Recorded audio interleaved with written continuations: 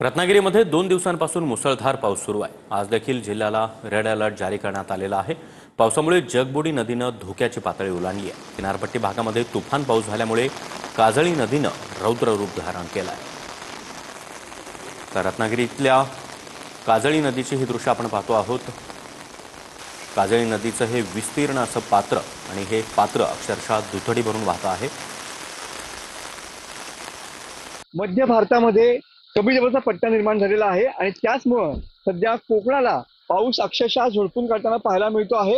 आज हवामान खात्यानं या ठिकाणी पावसाचा रेड अलर्ट दिलेला पाहायला मिळतो आहे आणि त्याचमुळं तब्बल 2 दिवस कोकणात मुसळधार ते अतिमुसळधार पाऊस पडताना पाहायला मिळतो आहे। तुम्ही बघू शकता की ही काजळी नदी आहे आणि या काजळी नदीने सुद्धा या ठिकाणी पात्र जे आहे त्या ठिकाणी रौद्र अवतार केलेला पाहायला मिळतो आहे।